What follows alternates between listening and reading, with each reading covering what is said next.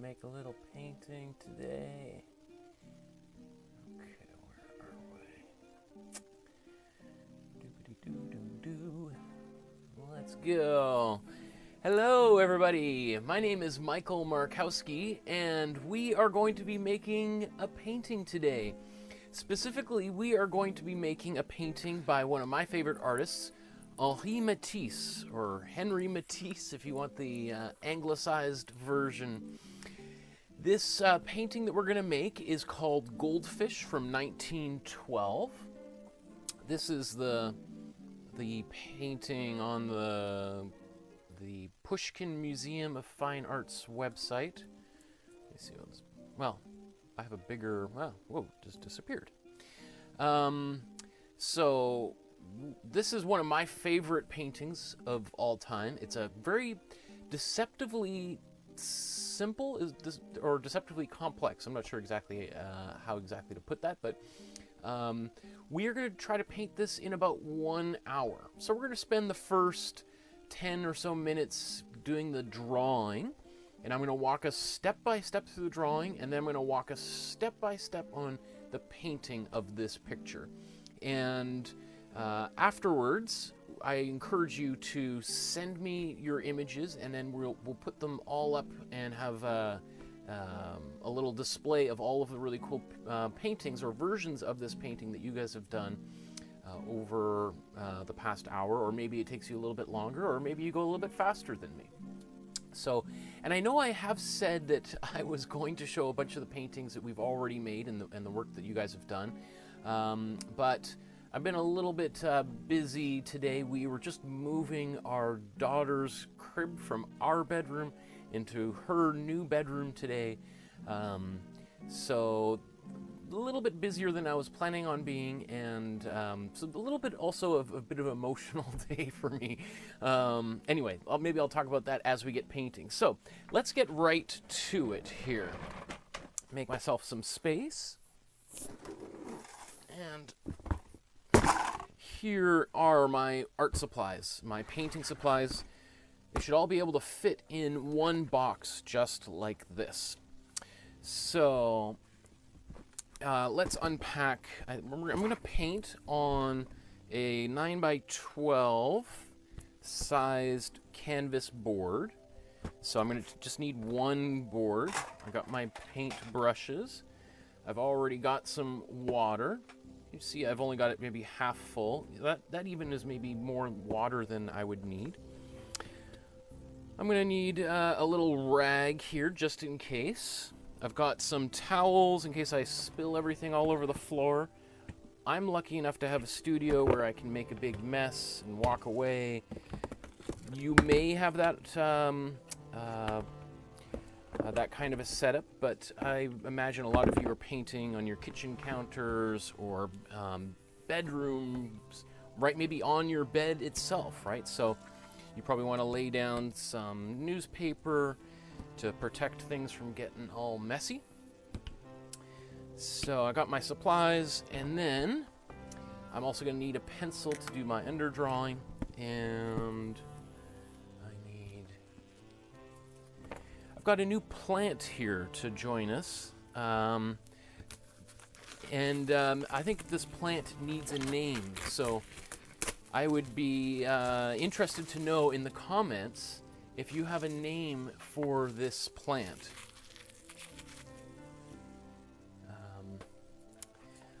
The actual kind of plant is a Dracaena lemon lime. Dracaena lemon lime. I have no green thumbs or any digits, toes, ears, lips.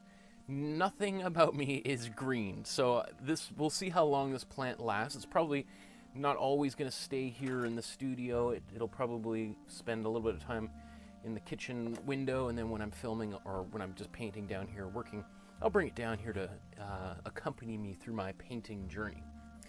Now, I'll give you a little bit of background about Matisse and this painting as we paint, but I'm going to show you guys a little drawing that I made here in Photoshop. So here's the original artwork, and then I've drawn over top of it. And then, so here's what this image looks like without all of the paint in it. Now, one of the first things you might look at it and think like, okay, that's a lot of detail on there. How exactly am I going to get all that detail in there? Don't worry. We're not going to draw everything that you see on here. In fact, we're going to eliminate some of the details to simplify it a little bit so that we can paint this in a reasonable amount of time.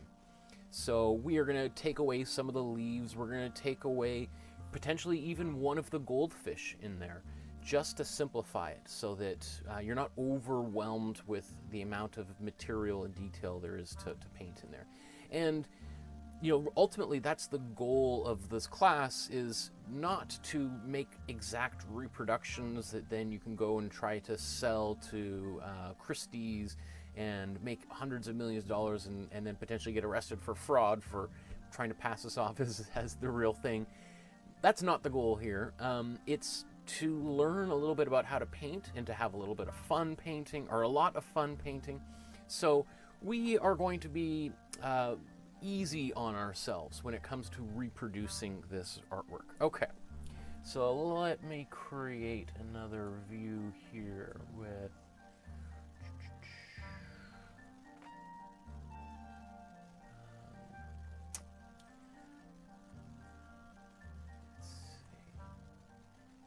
get one from overhead. Okay. All of these cables lying around here. Okay, and I'm going to zoom in a bit. Not too close, Michael. Okay. So I'm going to paint this picture in a canvas that's oriented in the portrait format as opposed to landscape or vertical or horizontal format. So I'm going to paint in this format. One of the first things you're going to notice right off the top is that the original here is not quite the same dimensions. It's even a little bit taller. So don't worry, you don't have to go out and try to sew some more canvas or glue anything on there. We're going to try to make this painting fit on here. So the first thing I'm going to do is I'm going to divide this picture in half. And I'm going to draw darker than you want to draw, but I'm just drawing darker so that it's visible on camera. So draw this like as if it's almost invisible, right? That only you need to be able to see it. Because the lighter or less darker these lines are on the canvas, then the easier it is for you to paint over them and for those lines to disappear. So now, if I look at this being the center of the picture, and then I look at the image, pretty much right in the middle is where this first oval is, where it touches down here. So I'm going to draw an oval here. Now, one of the reasons why I did the drawing to the right here is you can see that there's a lot of wonky stuff going on here. In fact, let me get rid of a few of these details. We'll keep the table. What else can we get rid of? All of these leaves. So if we just focus on the picture right here, you could see the table kind of looks a little strange. The vase looks a little bit strange. So it allows us to be kind of forgiving with how we draw this. Right? So you can see there's a little bit of an overlap here between these two ovals. If I want, I can try to straighten that out. Right? I could make them the same size. It's fine, kind of like that. I'm going to draw lines down here because we're going to do the bottom of this vase. So, or this fish tank, or I'm not exactly sure what these fish were in. some kind of glass, semi-transparent object. Okay. And then we have this table that it's sitting on. And the table looks like it kind of comes out and around like this. Now he actually has it kind of coming in down here. So if you want to fix that or you want to keep it as is, it's up to you. So here's my table.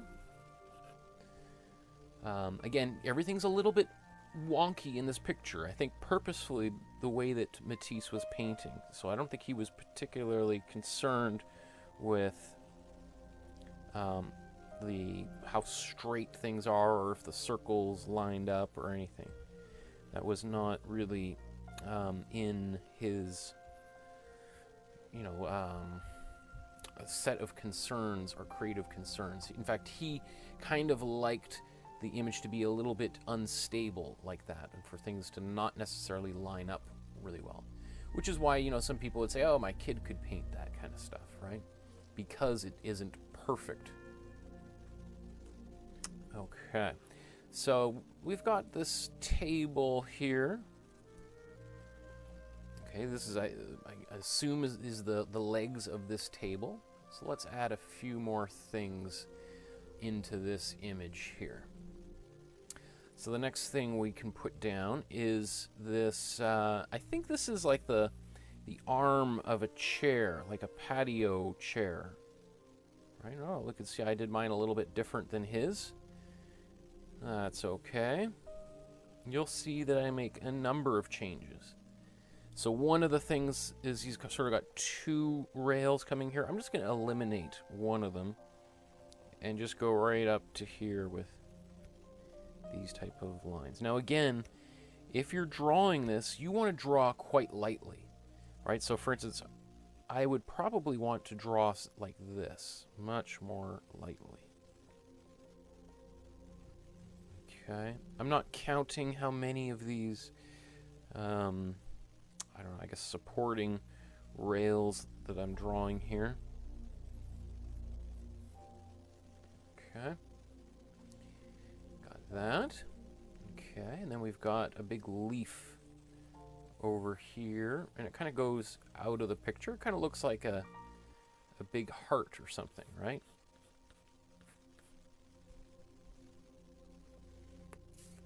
Okay.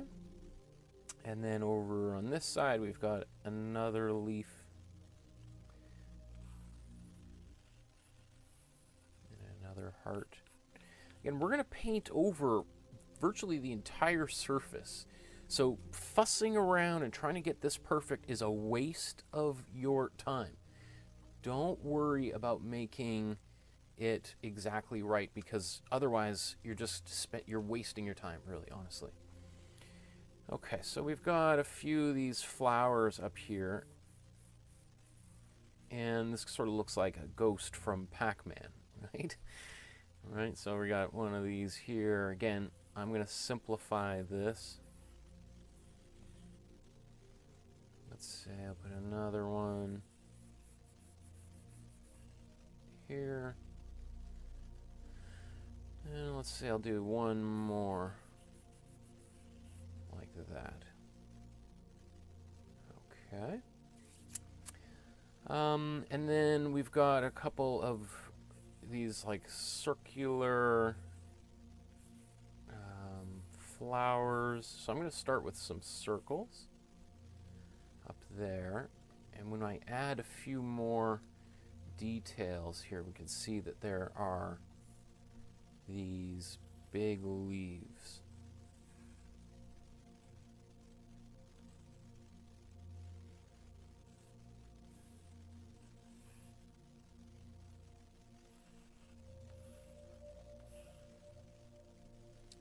So if I draw those three leaves, then I've got a few more of these.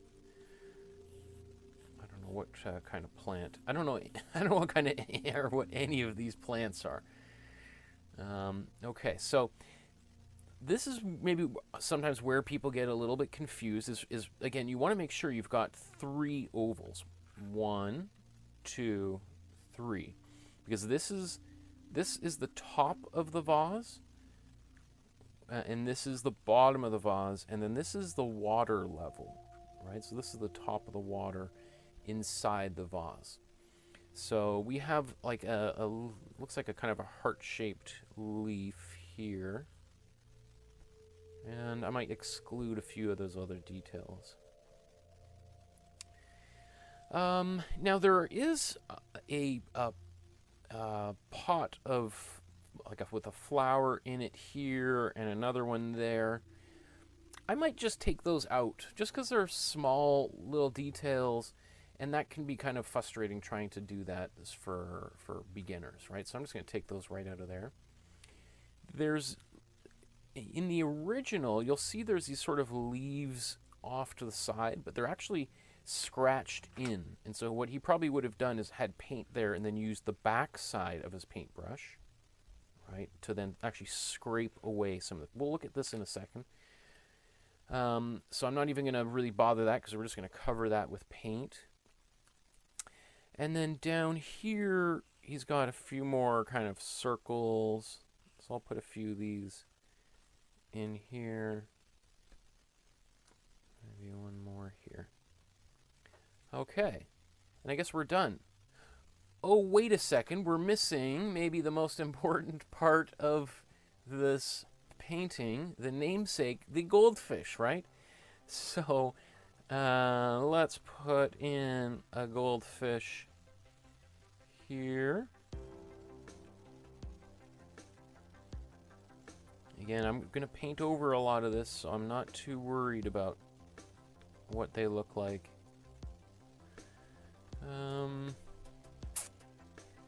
How many fish do I want? Maybe I'm just going to put one more up here. So you put however many fish you want in your fishbowl. And see how I've changed it a little bit? I kind of want it to be a little bit different. I'm not interested in copying the painting as much as kind of being inspired by this painting. Okay. So let's now I'm just going to take away all of these layers. And so here's the original painting back again. And I can kind of compare, is there anything there that I'm kind of missing that I need to fit in there?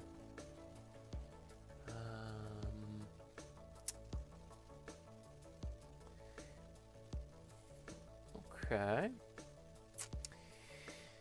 So I'll just leave this up here for a second because sometimes people feel that I'm going way too fast. So I'm going to keep, let's see, I'm going to make another view here.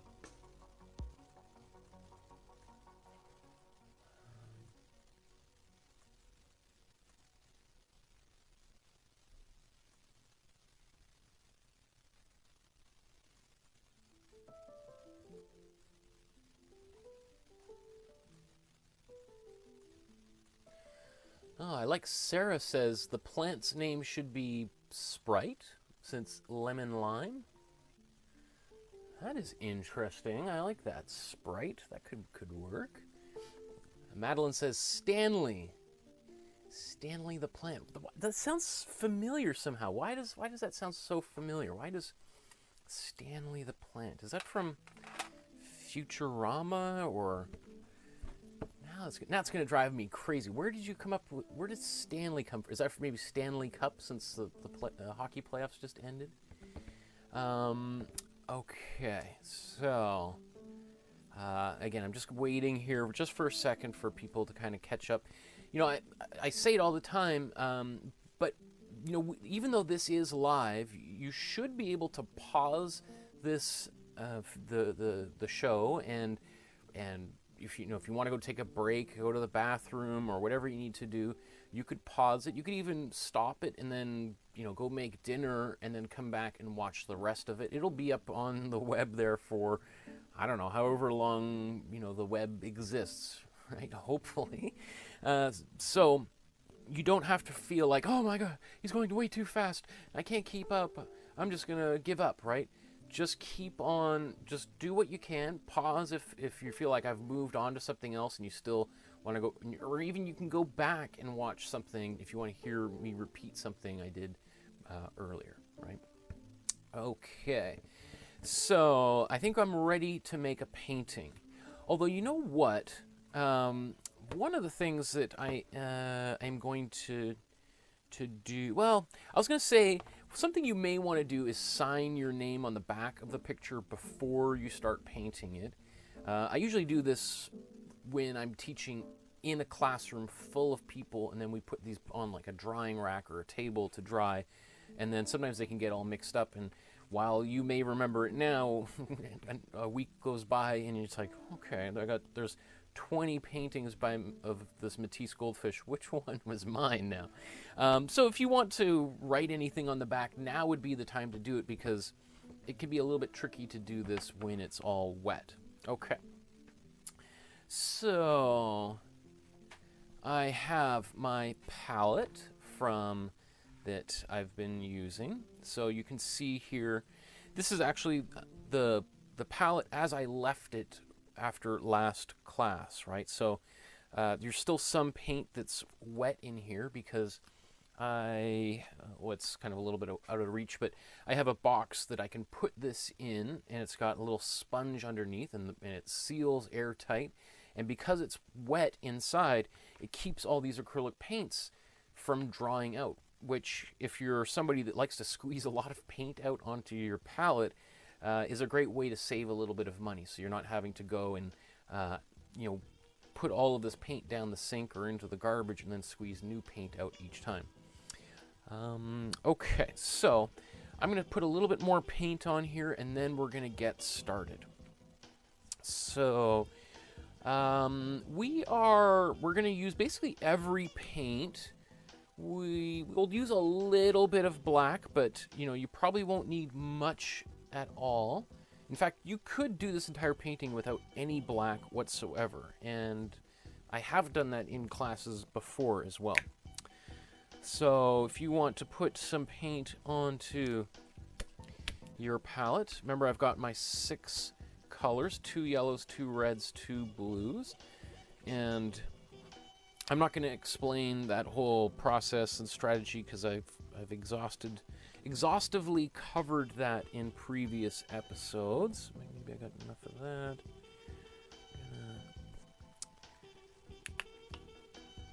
Let's put a little more of this warm yellow.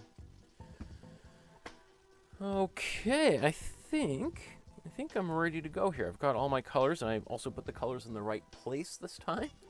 I don't know what was going on in my mind last week. So I'm going to bring up the painting again, and we'll have that side by side so that we can start. We can see the colors that we're going to put in here. Or, you know what, before I do that, I just want to show maybe how I would find these colors, and how I identify what color is what. I can do this in Photoshop very easily. There's a tool called the eyedropper. We talked about this last week, but I can kind of look at different colors. So if I look at the goldfish, for instance, the color of the goldfish appears to be orange. It appears to be kind of a bright, like just a nice saturated orange, whereas in fact it's actually probably almost right out of the tube warm red, which is kind of interesting when we actually look at it. And as we start painting, I'll explain why that is, because it's one of the techniques that Matisse is particularly known for, is these contrasting colors, colors that are opposite from one another on the color wheel. So if you remember, we have mixed one of these color wheels before. So when I'm saying a color is opposite from one another on the color wheel, like purple and yellow are opposite from one another on the color wheel. Orange and blue are opposite from one another on the color wheel. which is why the cool colors are often, you know, the blue and greens, and then the reds and oranges are your warm colors, right? So these are colors opposite from one another on the color wheel, and when you use those contrasting colors, they seem to kind of even be brighter and more intense because they're, you know, it's well, I'll prove it to you. So anyway, you can use Photoshop to help you with this process. If you wanted to use another system, you can go to this website, and I put it in the image description. Let me see.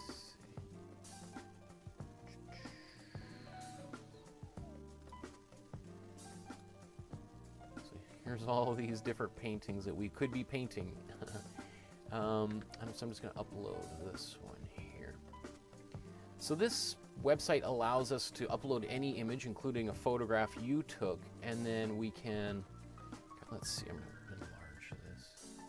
Oh, it didn't, that doesn't like to be enlarged, does it?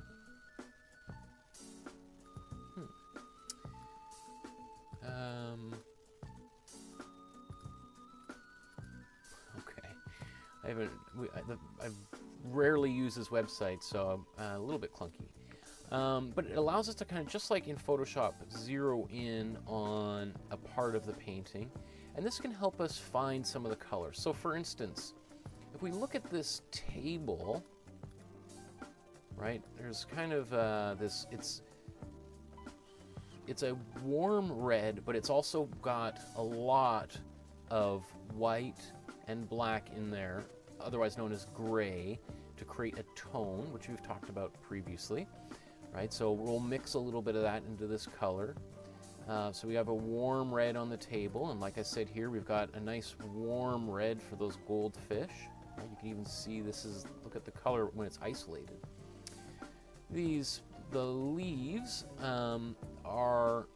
this looks like a pretty cool green. Like you could see if we went to its pure color without any white or black in it, this is like about as neon green as possible. So we're going to mix that. And then again, if we look at the railing down here, and Peter was saying he thought it was the railing to some stairs. So it could be stairs, it could be a chair, armchair, who knows what it was. Okay, so this chair is also, look how cool of a blue this is. This is pretty much about as cool of a blue as you can get. So, and if you're wondering what are we talking about, warm and cool colors, I have done a couple of episodes where we've talked about mixing colors and how to identify warm and cool colors, etc. So I don't really want to go too far down that rabbit hole today, but just what I'm just showing you is that there is a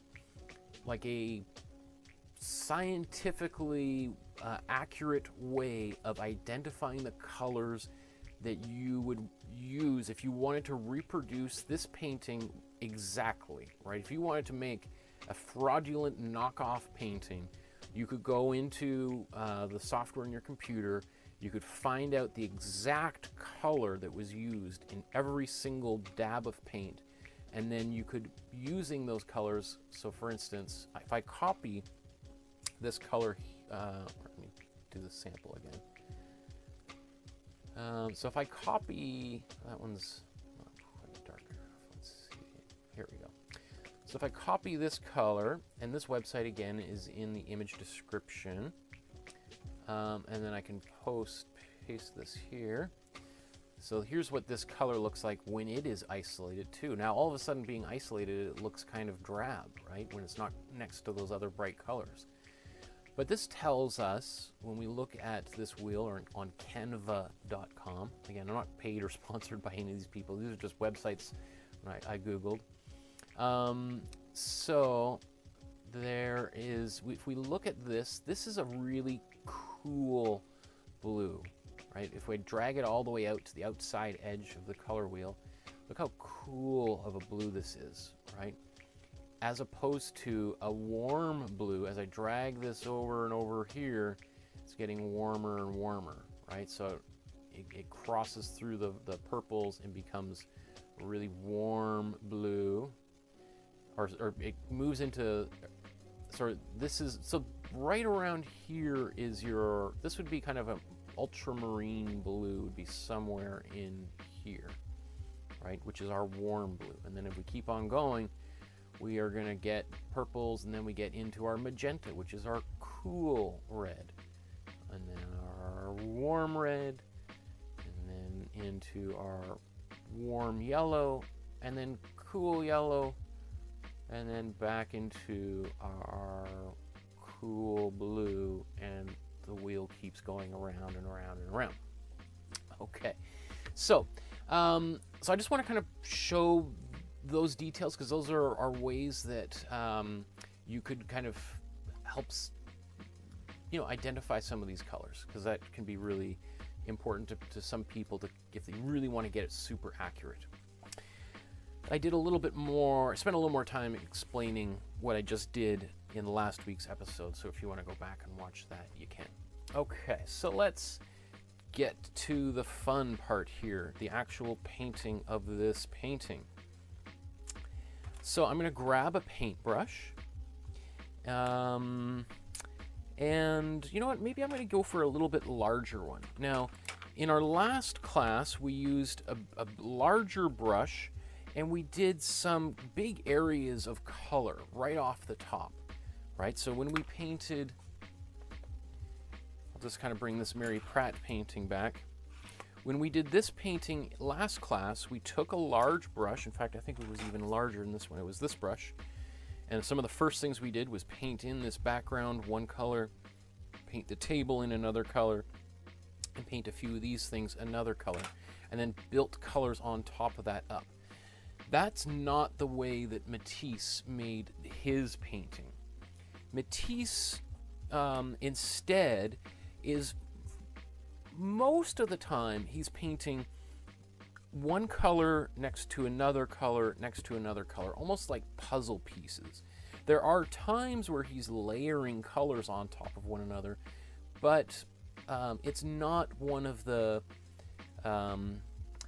primary strategies that he uses. So we talked at the very end of the last class about areas that Matisse left blank, right? So in this painting, I'll just kind of show, there is a lot of blank space that he's left. So you can see around, maybe we'll just get this eyedropper out of the way. So areas around all of these shapes, this is just the plain exposed canvas showing through. So look at all of this white areas here around the table, underneath here, in between the railing, in the water where the goldfish are. So him doing that would have been a pretty radical process, right? So that allows us, if we want to approach it the same way, we are going to allow, rather than trying to get the colors to butt up against one another and maybe even overlap one another, he's going to have the colors kind of side by side, and then even leaving a little gap between them, which is actually kind of hard to do sometimes, because we want to, our kind of instinct is to really want to cover them up. Okay, actually I'm just going to bring this back, and I'm going to drag this off to the side.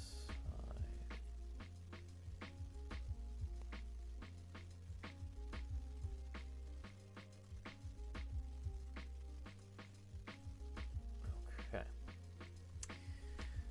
So here's, there we go. So let's now get on our horses and do some riding. Okay.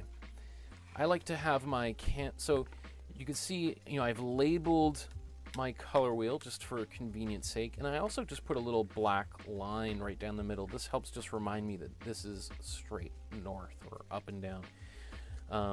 Because often I'm spinning it and turning it around, and this just helps me reorient myself really quickly. Anything I can do to speed up this process for myself. So the question is, where do I want to start this painting? What I'm going to do is I'm actually going to probably start maybe a little bit top left corner and kind of work my way down and then kind of up and around here. So let's start with some of these greens. Now, maybe it goes before I even begin that. What we want to do is we want to have warmer colors in the foreground, right, closer to us, and then we want cooler colors to be in the background, further away from us. So in this painting, we're going to apply a little bit of those principles. So in the background, I'm going to use some cooler greens, and then as we come forward, some warmer greens, just to help create a depth in the picture. And it might be a little bit different than what he did as well, because I just want to use this project to enforce some concepts. Okay. So I'm going to take some cool yellow. Okay, I got my cool yellow, and then my cool blue. And then I'm going to mix those together. And look at that intense color. Super bright. And you know what? Let's just see what this looks like. This super bright green. In fact, I can kind of hold it close to the painting. And it's pretty close. It might be a little bit neon. So if I find it's like a little bit too intense, I'm going to add a little bit of white to it. And the white, when I add a tone or a tint to this color, it's just going to desaturate it a little bit, take some of that neon edge out of the painting. Okay. So, and the other thing too, when I add white to this color, it also is going to help cover those pencil marks up a little bit better. Because those pencil marks, I was drawing very, very dark. And those pencil marks are pretty hard to hide. Okay, so I'm going to keep on adding paint here onto these leaves in the background.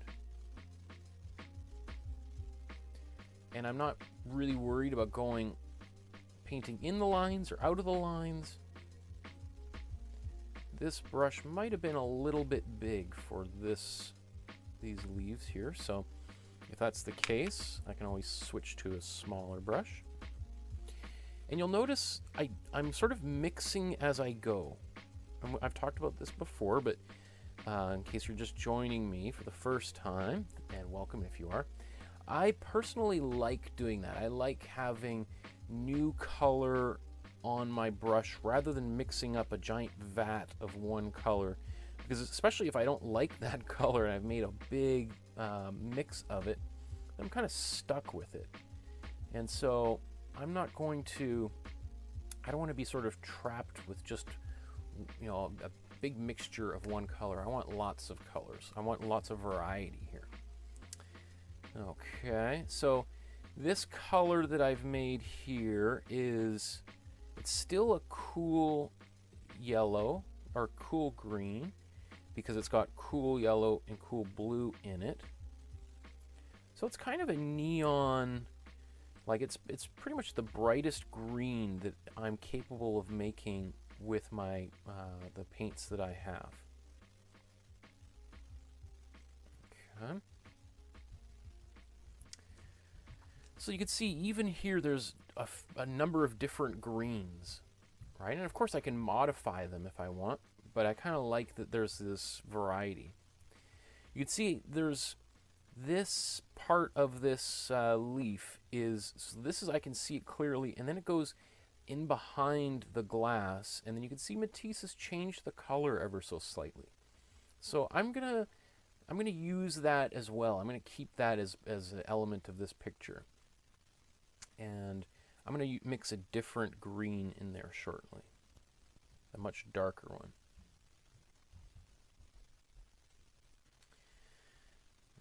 Okay.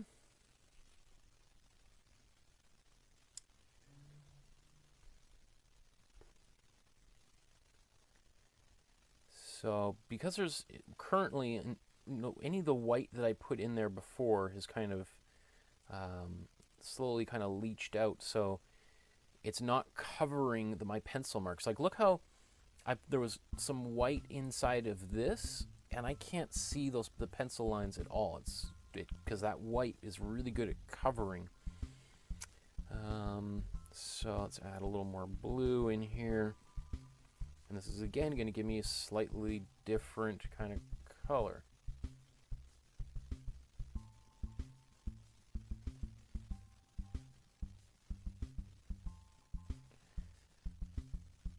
Okay.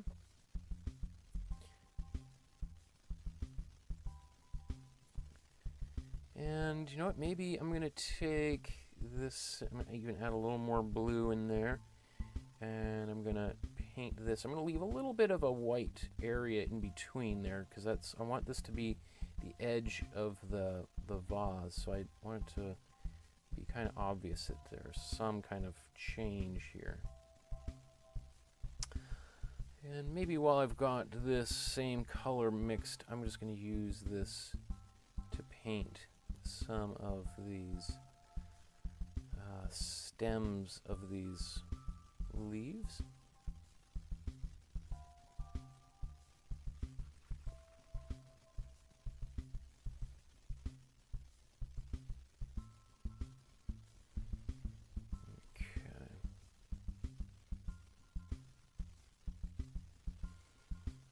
So you can see why I started up here, because now I can rest my hand down here while I'm painting.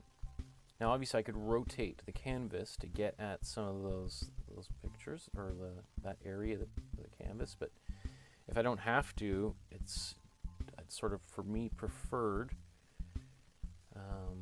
because then I can always see what I'm doing. If I'm painting upside down, it can be a little bit confusing, because I might be doing things and then turn it around like, whoa, oops, that was, you know, I've painted somebody's arm out or something, right? Because I thought it was part of a tree. Okay, time for a quick sip of tea.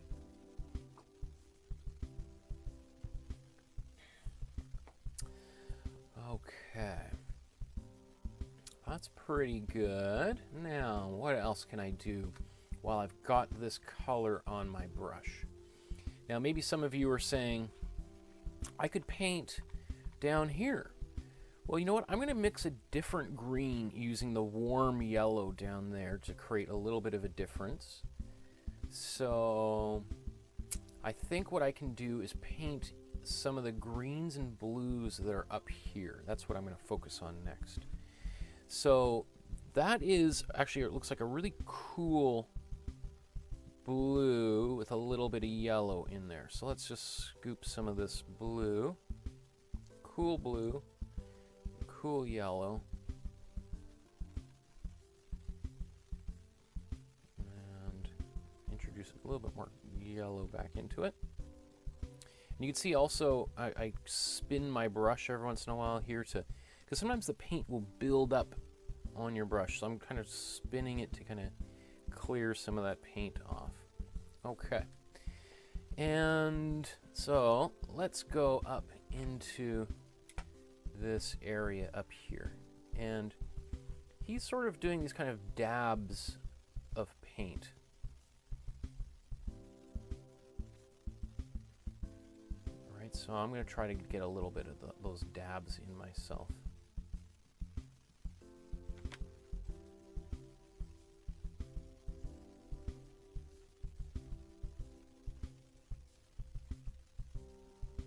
I don't know what these would have represented for him. I don't know if this was another plant, or that was further in the background, or it could be a pattern he had. What's interesting about him is he had like sort of a tickle trunk. Is that what it's called? Tickle trunk, or a costume trunk? Like Mr. Dress Up used to have, and full of all sorts of different fabrics that he could use, that he could clothe his models in or hang in the background, and then he would use those in his paintings. So it's inconceivable that this could be a printed fabric that he's got. In fact, even these flowers may not even be flowers. They could be a fabric print. Like this whole background could be a fabric print. Who knows? Well, I'm sure somebody knows, because there was an exhibition a few years ago of comparing Matisse's paintings with those some of those fabrics that they found in his archives or in his home after he died. Okay, that's looking pretty good. I think what I'm going to do now, since I've still got this color on my brush, you could see in the bottom of the fishbowl, there's a little bit of the same blue in here. So I'm going to put a bit of that in and around. Now I think it's supposed to be the bottom of the fishbowl, what this color is supposed to go in. So I'm going to try to keep it in this round area down here. Something like that. I think that's pretty good. Okay. How am I doing for time? Pretty good. Okay. So what I'm going to do now, I'm going to paint this railing here. Now this railing, ideally, in an ideal world, I'd paint this a warm blue so that it comes forward. So because it's closer to us than a lot of these other things here. Now, if I do that, if I try to paint, well, let's mix it. You know what I was going to say? Rather than me just explaining it, I'll mix it, and then I can even paint it in there, and then you can see, because I could use the color that I just mixed, and I could paint that down here onto the railing, and it would be very close to what he did, right? So it would be kind of this mostly cool blue with some white and a little bit of cool yellow, just to give it a little bit more of a teal-like quality. But if I wanted to try to make this that railing or chair arm kind of come forward, what I would do is mix some warm blue. Right, so I got some warm blue and a little bit of white. And let's say I take a little bit of warm yellow and try to mix this here. Now, so if you can see, if I paint this, see, it's a much duller blue, but it will have the effect of coming forward. So, you know, I might just kind of put a little bit of this in here anyway.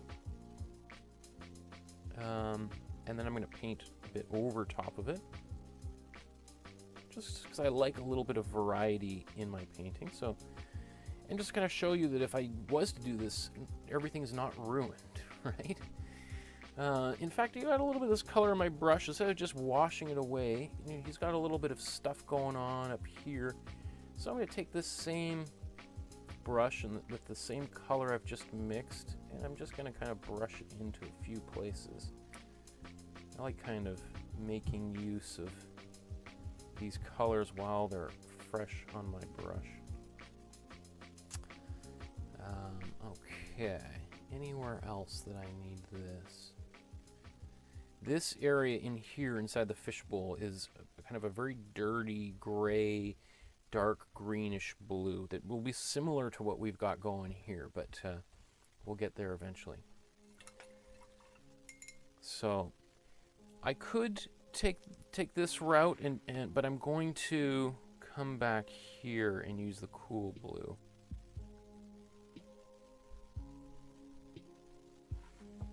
Right, so much different. Like, look at the difference here. So this is a really nice, gorgeous, kind of popping blue, teal-like color.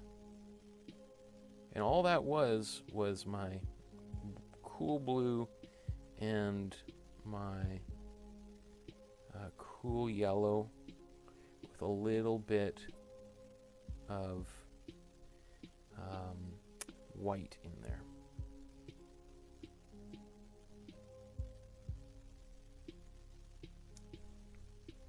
You can see there's like this, as I'm leaving it, I can see the bit of the weave of the canvas coming through.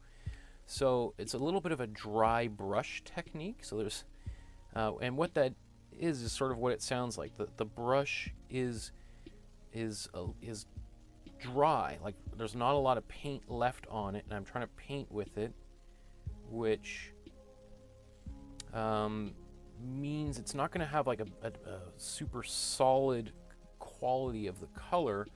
It's going to be a little bit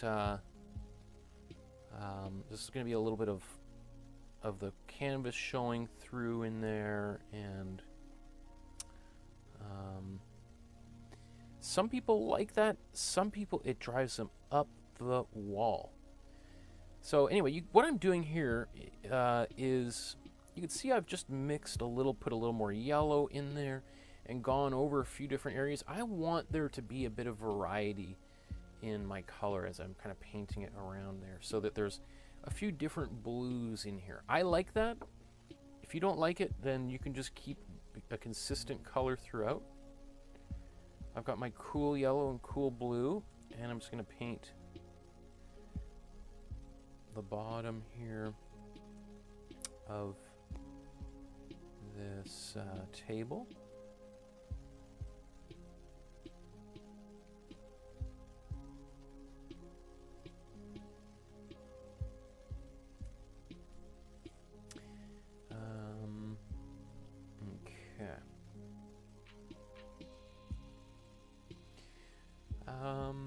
A few things. The very, very last thing that I'm going to do is paint the black in here and the black outlines, because I'm going to save that towards the very end, because what it's going to really do, it's going to pull this picture together really quickly. So if you're looking at your picture right now and you're like, oh, I don't know how I feel about it, you just keep on waiting, just keep on, have a little bit of faith with me and keep on painting. And then at the end, when we put the black in there, it's going to all of a sudden snap together, because that black is really going to tie it together like a thread or something. Yeah, that's exactly what I want to say. It ties it together like a thread. Sometimes I start going down the road of, with a metaphor or simile, and then I'm like, I don't know how to get out of this mess. Okay, I'm looking at my paintbrush. Do I need any more of this color anywhere else at the moment? I think I'm okay.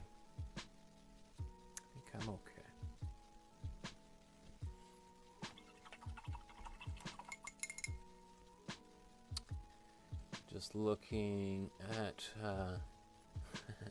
Gail says, oh my god, I was thinking about Sprite too, LOL. Madeline says there's an obscure video game with a plant named Charlie, so it was a sort of reference to that. The Stanley. Stanley Charlie. Kit Kat says, since you're teaching a Matisse painting, why not name your plant Matisse? I could, yeah. I mean, that's definitely one of the reasons why I bought this plant, is it kind of had a Matisse-like quality. Yeah, I don't know. I like Sprite. I like Stanley. I do like Matisse. I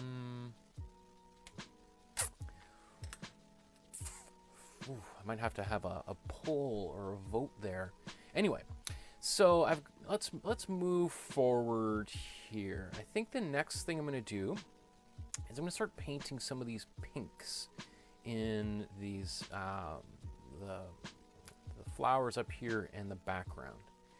Now, when we did the using the color picker, this, it turned out, was actually a warm red that he's added some white in to make pink. But I'm going to actually use some cool red instead, just to kind of push it further back into the distance. right? Because our cool colors recede and our warm colors advance towards us. So just to kind of help create depth in the picture, I'm instead going to use cool red.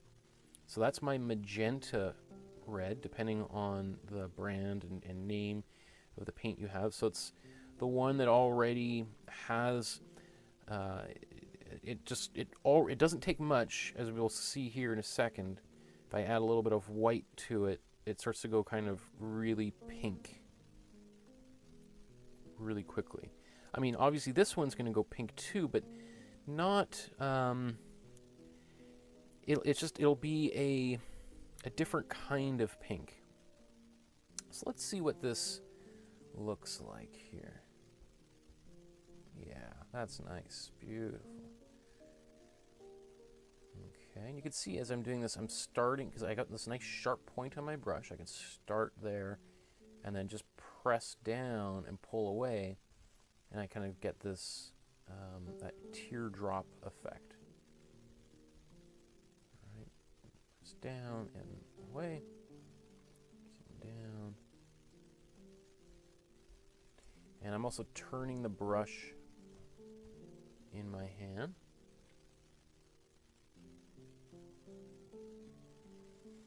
So if I start there, and then I just turn the brush and get a nice sharp edge again.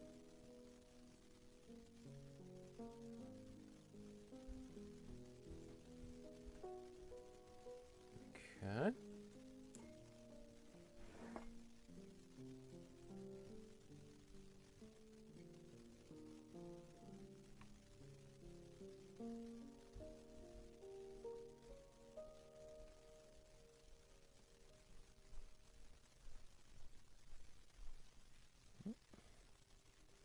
I made a little goof, so I'm just going to add an extra little flower petal there.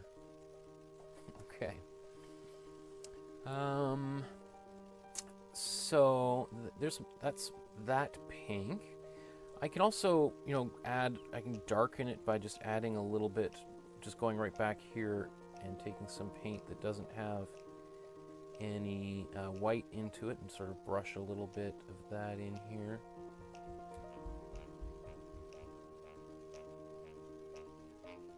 Just to add a little bit of different details in here. I'll let that sit for a few moments. Okay. Next thing I'm going to do is let's paint some cool pink into this background above there. So I've already got this mixture here and it's going to work perfectly well. So I'm just going to take a lot more white and mix this here.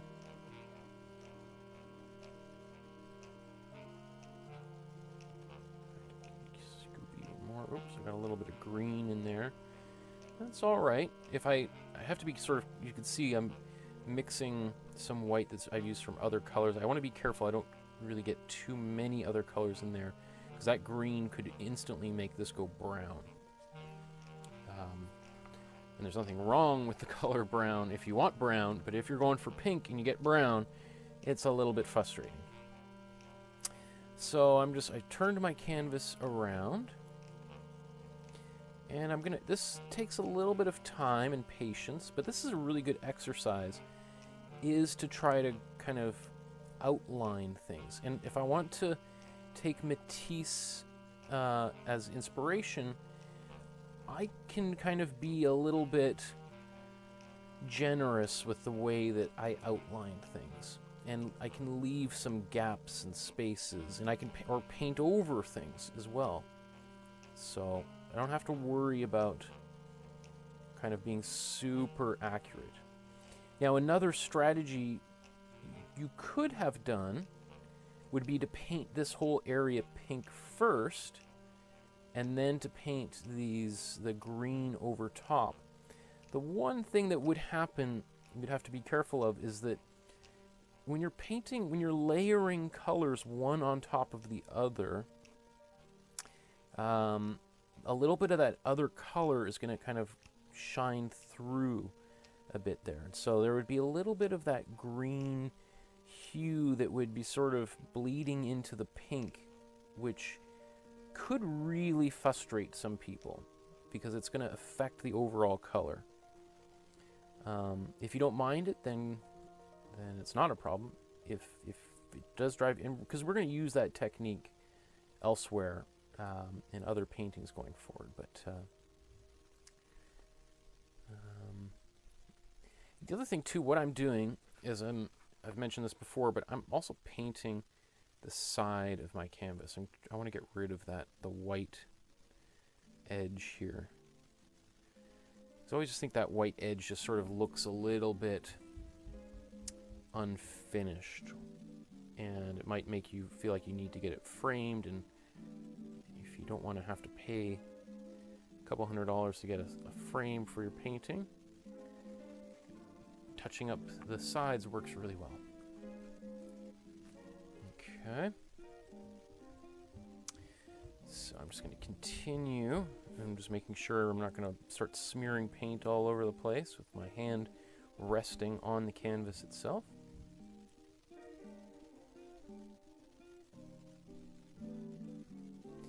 Now, just, you know, I'm not really looking at the original too much at this point. But, you know, I look up and I see, oh, okay, he's painted this area here is actually a black, right? Or it's a really dark blue, or even a dark red, dark green maybe even in places. I'm just going to, I will paint a little bit of this pink here, because I can always cover it up with black really easy. But while I've got this color on my brush, I'm just going to make full use of it and spread it out all over here. Even into this area, which again is supposed to be black, but like I was just saying, it's sometimes it'll be nice to see a little bit of that color, maybe even shining through some of that black. Okay, does that cover it pretty good? So you can see, you know, I've left these little outline white halos around things. That's looking good. Okay, again, I look at my color. Do I need this color elsewhere? There is some little pink dots down here, but I'm going to mix that with some warm red instead. So I'm going to clean my brush off. I'm going to wipe the paint off first. I'm just going to come back up here again. So I wipe the paint off, and then I can put it in here, and that means there's barely any of the paint is actually coming off into the water. Right? If you put your you have a loaded paintbrush full of paint and you put it into the water, it's really you're gonna have to change your water constantly. Okay. So next thing I'm gonna do is I think I'm gonna paint. We can paint some of these goldfish and some of the spots, those little flowers down there, and the table. So that's what I'm going to get up to next. So to do that, I'm going to use my warm red. Right, so I'm going to use my warm red, and I'm going to add a little bit of warm yellow in here. I don't want to make it super orange, but this is just going to help kind of give it a little bit of that pop. Okay, and I'm going to paint some of these shapes. These are the kind of I guess the reflection on the top surface of the water. All right.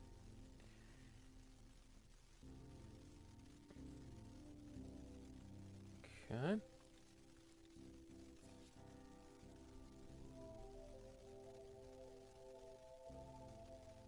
So the main thing I gotta just go around the eye, and then I can just leave. Maybe I could leave a little space for that mouth, because they looks like these are kind of like koi. Well, I guess they're goldfish. I was gonna say koi fish, but they kind of remind me of koi fish.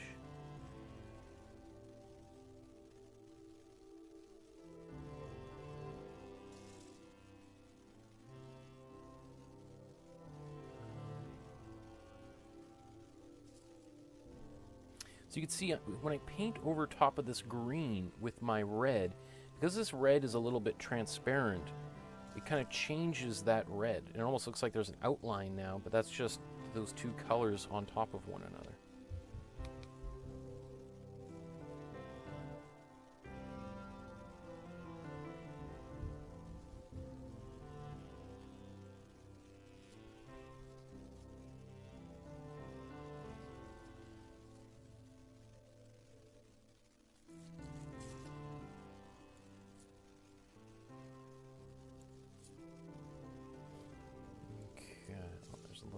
Little fins and things we want to get in there.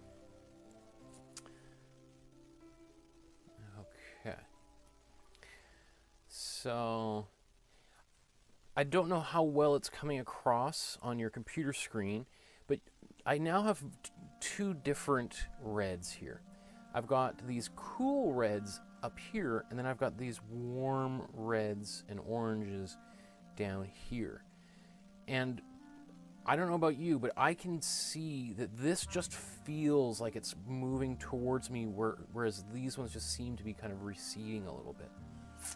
So that's kind of the trick of using these the different color temperatures. Okay, so I've got some white, and then I'm going to mix another pink. So this pink that I'm mixing here with the white in, I'm going to put this down here. I'm just kind of these little spots, little dots. Like this is a very, I guess it's kind of a pink, but a very different pink than this one, right? This is when we think of pink, like for, you know, these like stereotypical little girls' clothes and, you know, My Little Pony and stuff.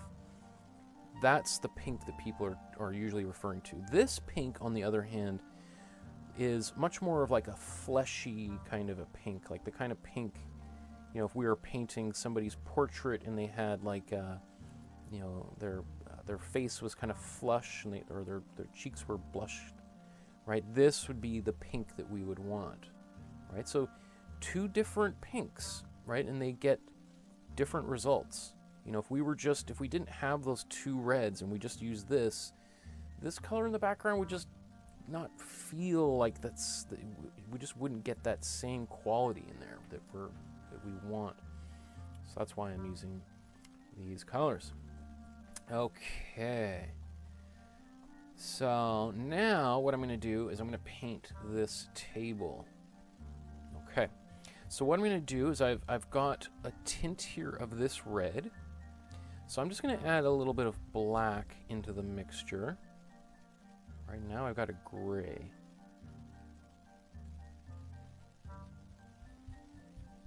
And look at that. So this is just the warm red with some white and a little bit of black in there. And then here I go. Now, I will say this is going to be a little bit different than the color Matisse had,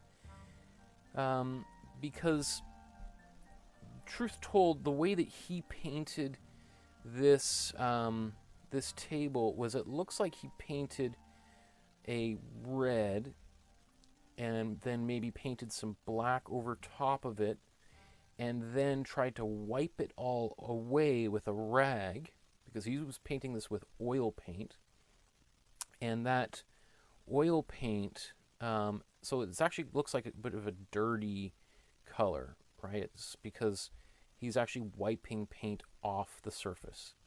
So that's kind of a technique that you can use when you're painting with oil paints that is hard to do with acrylic paints. Technically, you could do it. And maybe I'll even try, you know, maybe depending on how far we get today, I could even try duplicating that with you guys, just so you see that technique in action.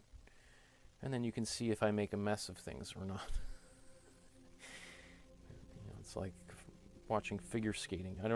Personally, I like watching figure skating. My mom's a huge figure skating fan. but it gives me so much anxiety. I feel like it's like watching, it must be the same sort of feeling people get watching NASCAR or something, or F1. You're just basically sitting there waiting for somebody to get into an accident. Okay, so you can see my color is different than his. And, you know, I don't mind. Personally, I'm just having fun painting.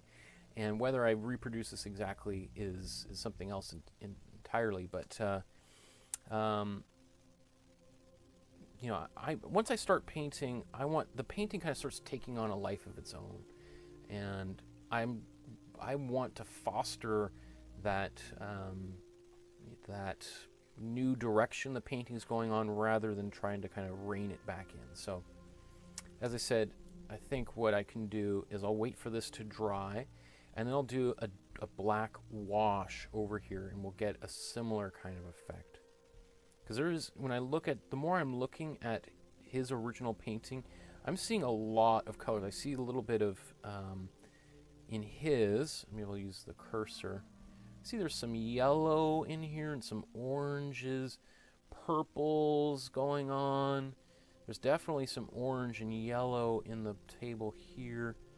So this is a pretty messy, it looks like he really worked this quite hard. You know, one of the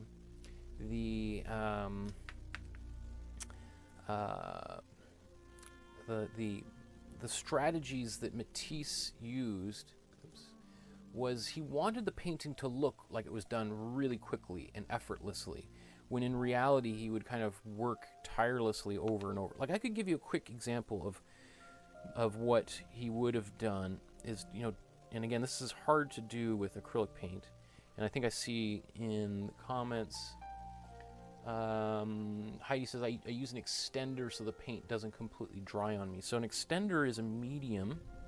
I do have some in behind me, but I'm not going to break it out right now because most of you don't have any, but extender bit kind of slows the drying time of paint. In fact, one of I think the extender is the term that they are kind of using, but for the longest time they would call them that, and they still actually, I still have a bunch of tubes here, but they call it retarder, which just always seems like a little bit socially unacceptable. a little bit from a bygone era, I think, but anyway. So anyway, you could even just see me taking a rag and wiping some of the paint off starts to get a little bit of that same effect that he was using. And you can see he's done a little bit of that on the side as well. Again, I'll try to do a wash over here afterwards. Okay, so next up, I'm just going to wipe my brush off, and I'm going to clean it off.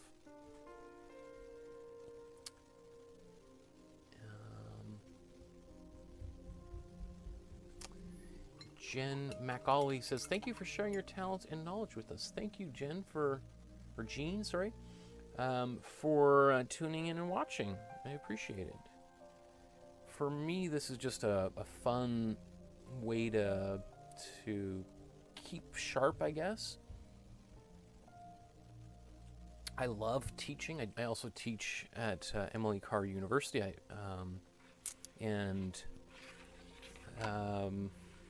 this is just a very different kind of teaching, where it's, you know, a little bit lower stakes, less pressure for me, and I can kind of have a little bit more fun, and so it gives me an excuse to get some painting done. And I do teach these. I have taught this painting, how to paint this painting, many times, but in classrooms like community centers and such, so part of the reason why I'm doing these classes as well is when I eventually am teaching in person again. Let's say somebody's sick or absent that day, I can say, hey, go watch the video I did of this painting if you want to do the painting that you missed, for instance, right? Okay, so again, I always think it's really nice to have a tea or coffee or water on hand, it gives you kind of a, like, and I'm actually being serious, like, because, you know, when you're painting, one of the things is you know, your head is probably this close to the canvas, right? You're like doing this kind of stuff, and my eyes start to get a little bit crossed, and I can, if I'm painting for a long time, I can get a bit of a headache. So it's, you know, having some water and kind of stepping back and just looking away at something else and then coming back just gives you a little fresh look at what's going on. So that's why I like taking a bit of a break. Beyond also, when I'm talking all the time, my throat gets dry. Okay, so what else can we do here? Again, we're going to wait till the very end before we add the black. And so probably in about 20 minutes, we'll put some black, or even less, we'll get to the black, and that will really instantly change this picture quite dramatically. So I'm going to mix a warm green now. So how do I mix a warm green? So I've got my warm blue, and then I'm going to take some of my warm yellow, and I can mix these guys together. And you can see, like, very, very different green than this one, right? This one here is like, you know, your fall green. Or actually, if you were going to paint somebody's yard, right, you'd want to use mostly this and just little flecks of that cool green as like highlights. All right, so I take this warm green and I can kind of add some of these little splotches down here. Now, some of you are like, well, that's a very different green that he's painted in the painting, which is true. And again, I'm trying to not necessarily reproduce this original painting, but to also, you know, you take this as an opportunity to reinforce some of the concepts that we've been talking about of warm and cool colors, and try to make this area of the painting kind of come a little bit forward in a way that his actually doesn't. And so you could say, well, wait a second. You're saying Matisse made a mistake and didn't know which colors to use? Like, that's a pretty bold statement. And I'm not saying Matisse, you know, didn't know what he was doing. In fact, I know he knew what he was doing. What he was most likely trying to do by not using these colors in the way that that I'm suggesting is, you know, he's part of this avant-garde art group, this movement of artists who were really trying to challenge hundreds and thousands of years of like art establishment and trying to upend the traditional approaches to painting. So him using paint in this way by putting cool colors in the foreground as opposed to warm colors in the foreground created a kind of a bit of tension in the picture.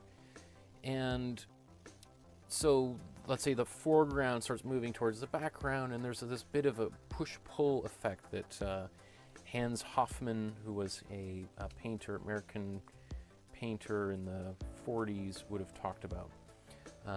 That's a whole other video, but anyway, so I've got this color here. I am going to pull a little bit of the warm or cool yellow into my mixture and a little bit of cool blue. So now I've got a bunch of different greens on my brush, and I'm just going to add this in here so that I've got a bit of variety going on.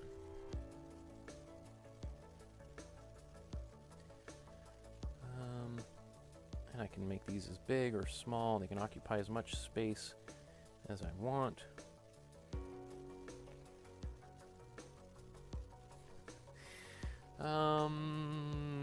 Okay. And maybe while I've got this on my brush, I'm just going to go over some of these other areas here in these that I've painted previously. just kind of painting over some of these greens. You see there's a little bit of the highlights of the original layer kind of showing through. And my brush is kind of drying out a little bit, which I like, because it's kind of the bit of the technique that he used.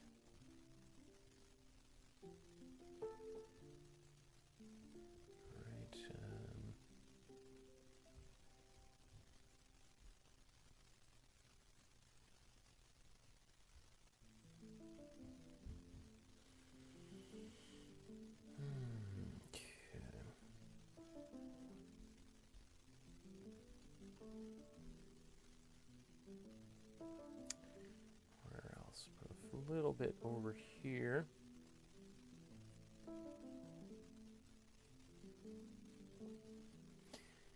You know, if I was to paint this painting 10 different times, I'd probably get 10 different paintings. And I've painted this painting many times, and this is turning out a little bit different than any other painting I've ever made. Which again, you know, if I was trying to be, if I was working at McDonald's and I made a different Big Mac every single time, that would be, you know, get me fired. But that's not really what art's about, right? So art is, you know, about the creative expression and the hand of the artist, kind of, and the importance of that. That's what we value. We want that connection to the artist who created the artwork, to be a part of the finished artwork. And the different kinds of feelings and things that were going through the artist's mind at the time to be kind of embedded in the artwork. Okay, so now I've got this kind of dirty blue or green, and you see I'm just kind of mixing some of these colors together. So really what I've got is both yellows, both blues in my mixture here. And there's a bit of a brownish green quality to this. And I'm going to take this, I'm going to paint it into my fishbowl up here.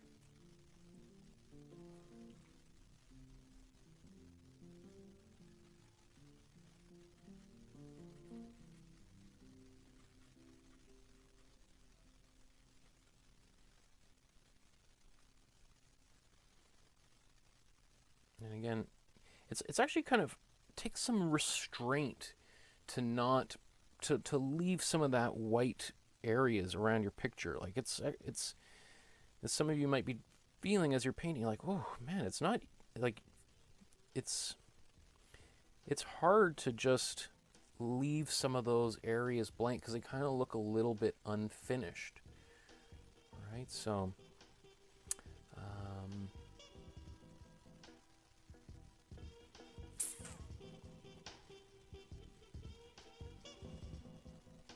and if you want to get rid of them, then just paint it right out. There's no right or wrong to what we're doing today.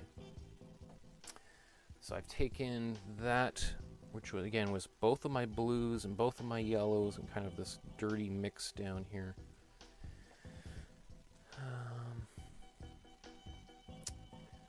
Let's see, what else? While I'm right here, can I paint? I think I am now going to start adding a little bit of black into the color so that I can, because I'm going to start bringing this painting to a resolution. I know there's still more for me to do, but, you know, in the interests of time and things, I'm going to kind of bring this towards a conclusion here. So again, I haven't even washed my brush. I've still got the both blues and both yellows on there and just a little bit of black. And it looks really black right here. Mistake people will often do is just put black purely on their brush. And I strongly discourage that because That if you just paint black into these areas, it's just going to be a big dead area. And you really, really, and I'm not the only one who's saying, like, this is the entire manifesto of the Impressionists, is really want to be very selective about where you apply black in your pictures. You probably want to use them very sparingly. So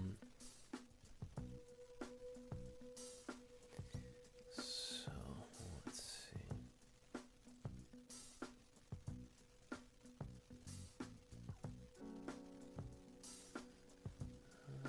Got some orange in there.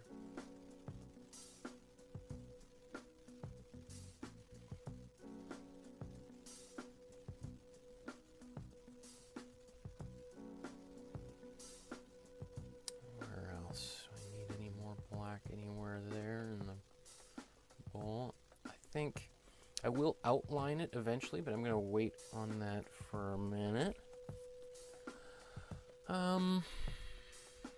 Okay, so the next color, I'm going to make a purple, and I'm going to add black to it for under here, because that looks about the color that he was going for.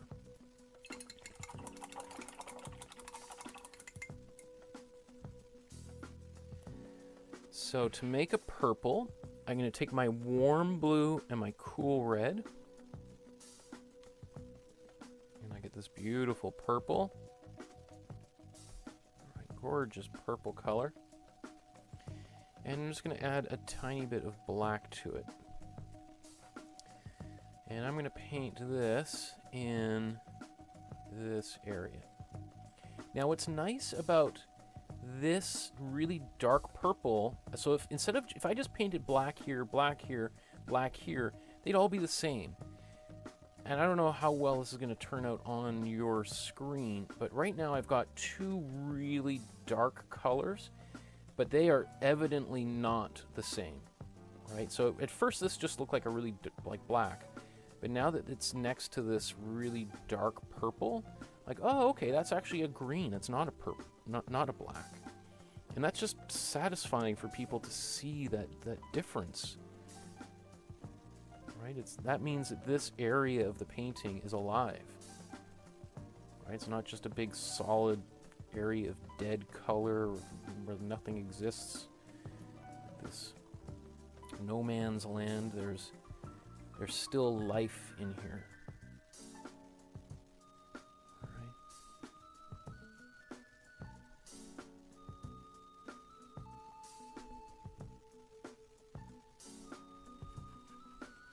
And again, to use this dry brush technique, when you've got paint on your brush, you just take it and then just, you're rubbing the paint off, like almost like you're about to clean your brush, but you're doing it right on the canvas itself.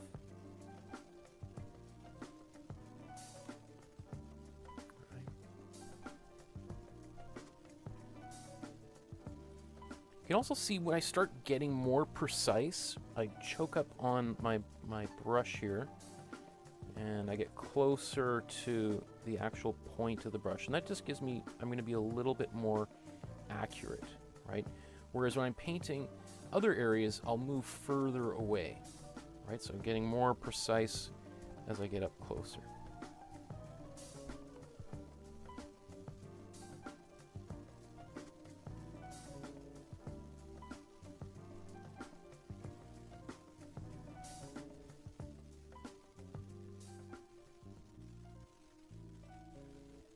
So I'm probably, let's say, 10 minutes away from being totally done here. And I don't know how everyone else is doing, obviously. But, you know, I'll, at the end, I usually answer a few questions people have. If you have questions in the chat, you can put those in there. And kind of stick around and talk about a few other things. But, so if you do have anything you want me to look at, we'll send those to me now. As I said this morning, our daughter is a year and, well, I guess almost a year and 2 months, so 14 months. and we decided to, we've been talking forever about moving her to her own room, and we just decided today was the day. And so my wife was distracting our daughter while I disassembled the crib and reassembled it in her room, and she had a nap this afternoon in her new room for the very first time. And so I wasn't able to get some of the things I wanted to do for this class done. So we'll do that at the beginning of the next class. And I hope that she is able to sleep peacefully in her new space tonight. And oh, it feels like the end of one chapter and the beginning of another, right? I'm sure there's a number of you out there who've got children of your own, and some who are full grown and older than me, and may remember that moment where you moved your children out of your bedroom, if they were ever in there to begin with. And I hear her upstairs.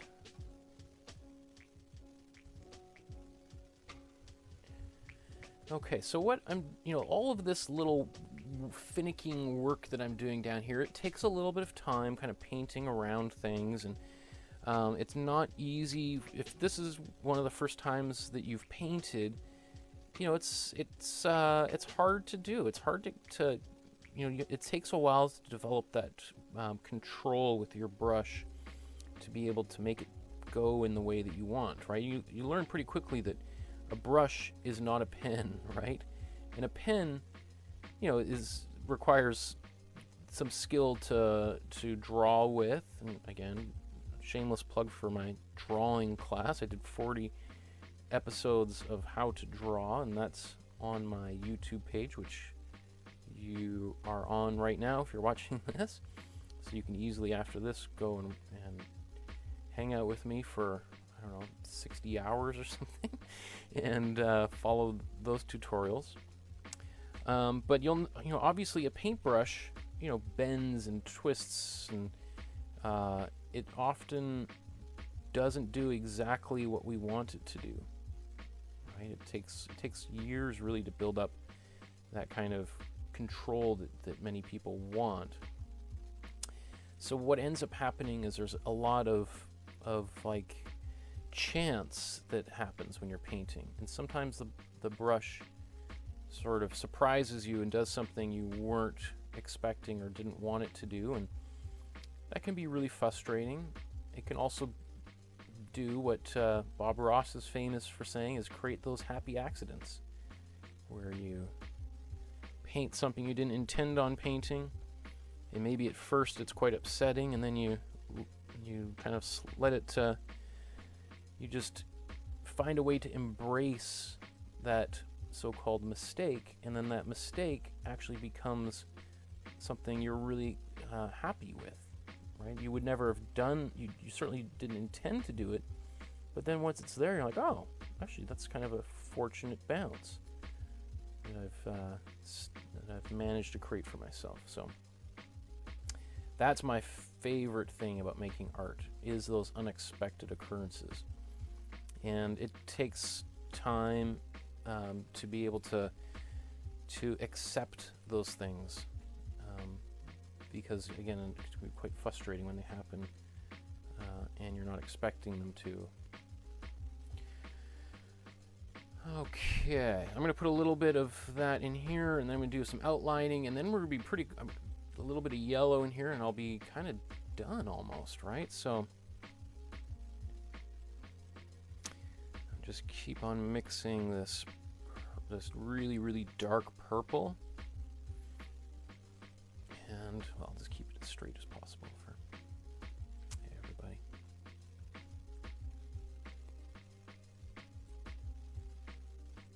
And we can really see his dry brush in this area, right? Like how, he's basically just left these like this, right? Just there's lots of white space showing through. So it's up to you when you're painting this. Is that something that you can allow to happen, or do you want it to be much sharper? If you want it to be much sharper, it's going to take you some time, and you have to be a little bit patient in order to get those nice sharp colors next to one another. If you want to do it like Matisse's, I find it really liberating to kind of just be like, oh, okay, you know what? I'm just going to keep moving forward. I'm going to leave it like this. Turn here. Again, I'm painting on the side edges just to kind of clean those up a bit. Even if I was painting on a canvas stretched over a frame, I would do that. In fact, particularly so because the side edge is just much deeper, thicker.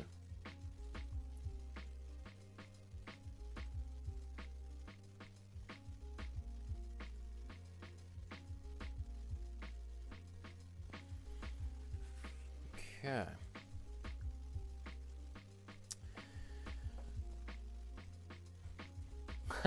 Madeline says, I'm usually the kind of person who has to follow directions step by step, so I've been painting something almost entirely different this whole time, and I'm having so much fun. It's still got goldfish. That's what counts, right? Yeah. Right.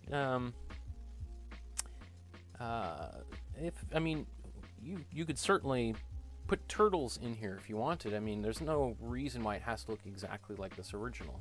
In fact, I haven't looked, but I'm sure that there are some kind of memes and things out there that people have created that kind of really poke fun at this painting because it's so well known. So, okay, so what I'm going to do is I've got this purple here, and we're just going to take a little bit of this cool blue, some white, mix this up a bit. Now you can see I've got a bit of a gray happening. Why do I have a gray? Because a bunch of these colors are crisscrossing through the neutral core of my canvas, or my color wheel, and that's creating this gray effect.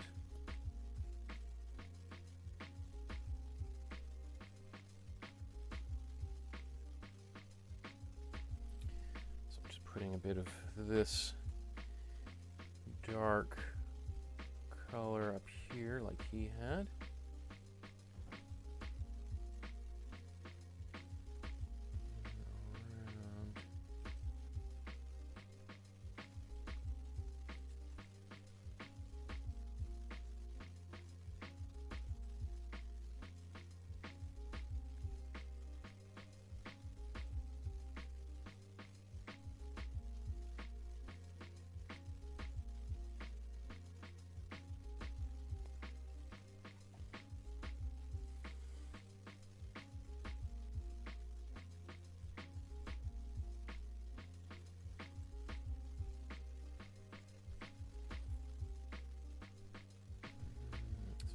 Splotches here and there.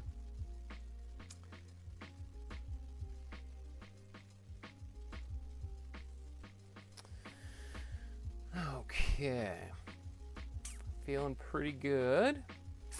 So I'm going to now mix some warm yellow orange and some warm green down there.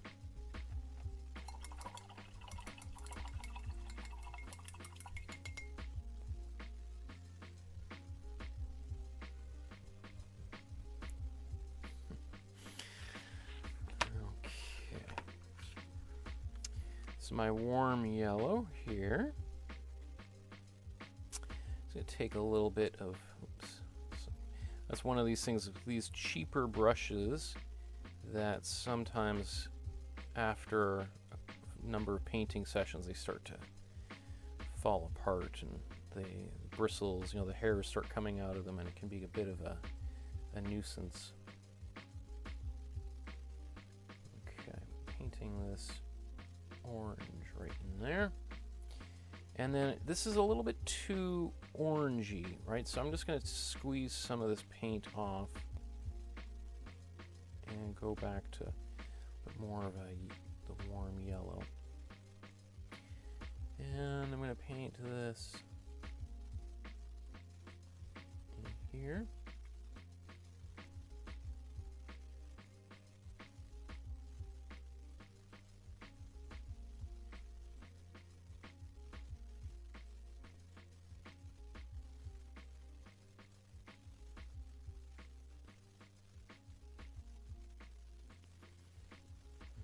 If it feels like it needs a little bit of cool yellow, I can just mix. See, I just took that right out, put it directly onto the canvas.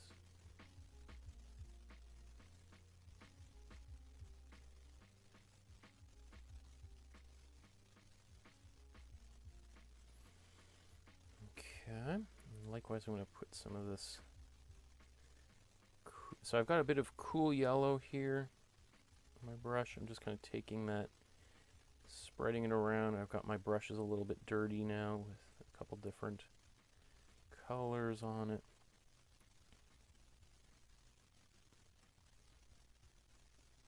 I can even paint a bit over top of this green.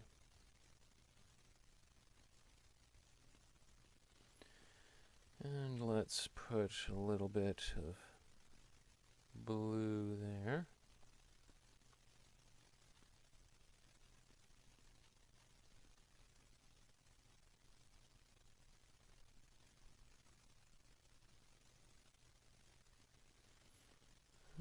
Guess I need a little more cool yellow. Let's add a bit of cool blue here.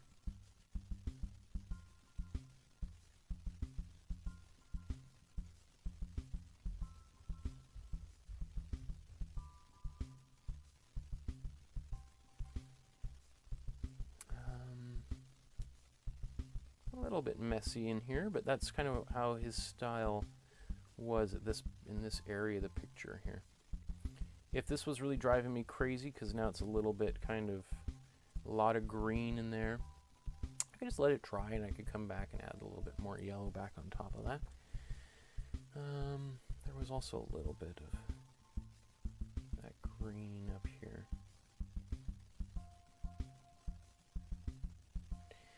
And you know, when these are all these weird reflections in the water, so you know, it's all of this stuff kind of works, right? Because it's gonna it's like all the colors around here reflecting in here.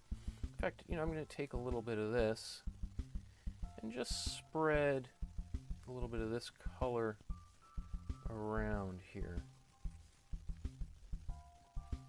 Why not?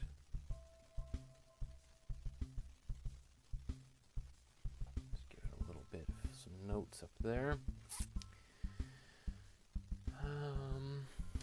And I got this gray area here.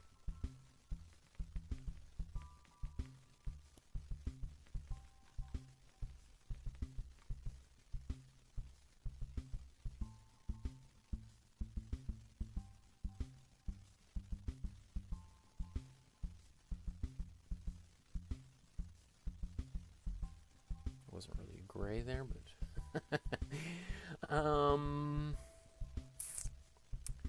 what else do I want to do? I want to do a little bit outlining, and then I think I'm going to be close to being done. And you know, actually, I'm looking. I told you I was going to paint this, put some black over top, and wipe it away. I think what I'm going to do is I'm just looking at this. I think I want it to be a little bit more purple. Right now, it's very brown. So I'm going to mix a new color and paint it over top of there. So you don't have to do this. Yours could be certainly totally different than mine, but so here's my purple, my cool red, my warm blue. Add a little bit of white in here. Bit of black to give it a bit of that gray.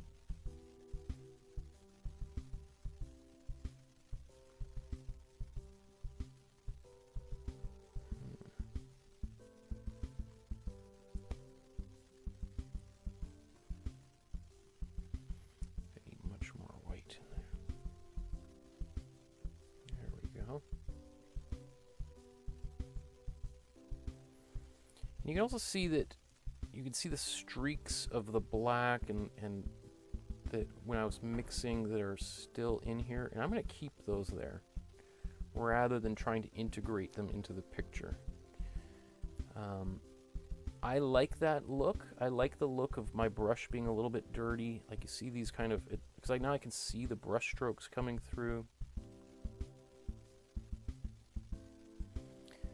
So I'm going to keep that in there. And I have to be careful not to, if the more and more I start moving my brush around on the surface, that is going to disappear. So I want to keep it there. So it takes, again, a little bit of resistance to not start finicking around, or that will all just disappear and it will become even again. So I want to leave that.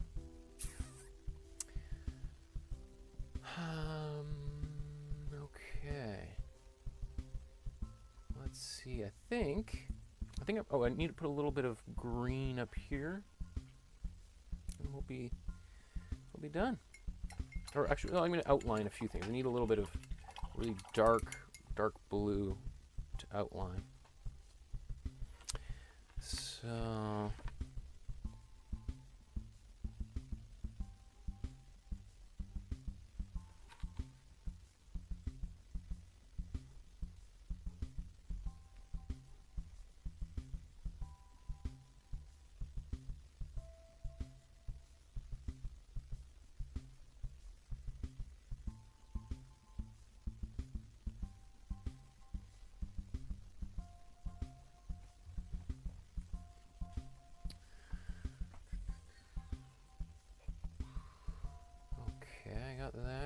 got that. Anything else? Okay. So to get like a really, really dark color, I wouldn't even need to use the black. In fact, maybe that's what I'll do. I just took yellow, cool blue, and I'm adding the warm blue together, and I really like this particular color. It's just like a deep oceany kind of color, and I'm going to use that to do a little bit of outlining here. And this color, as I go around, and there's areas of my painting that are, sorry, get my head out of the way, that are wet, and they could conceivably pick up some of the color on the brush. So I just have to be kind of mindful that if I want that to happen, that's great, because it's going to happen. If not, then I'm going to have to, every once in a while, maybe wipe my brush off. But you can see, even just putting a little bit of a line down here, all of a sudden starts snapping this picture into some focus.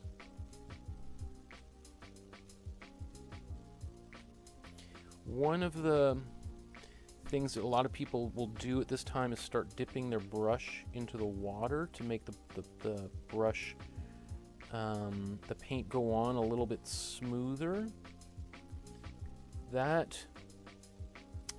will work, but what ends up happening is the paint will get thin. It gets diluted when you add water to it, because that's how you clean your brush too, right? So if you think about it that way.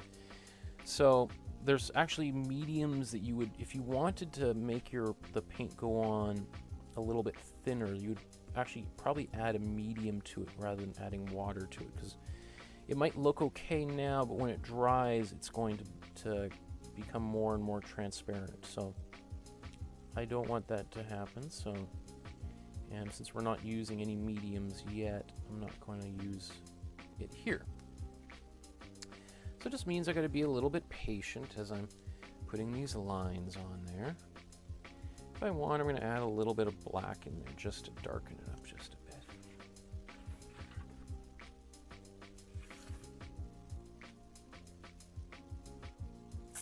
I have a smaller, I think I do have a smaller brush that came with this set, so I'm just going to use that, because it's, when you have a larger brush and you're trying to do little sharp details, it can drive you nuts, right?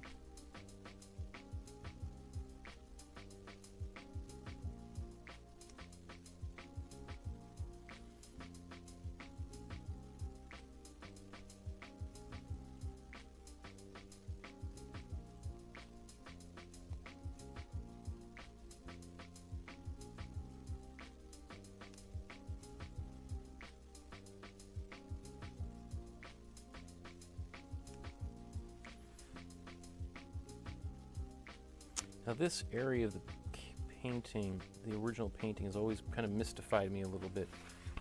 I'm not exactly sure what he was up to. I think these are supposed to be leaves that are in behind, but the way he sort of painted it looks like maybe one is actually in the vase. I'm not sure, so I'm going to kind of use that weird, mysterious quality that he used in his painting in mine as well.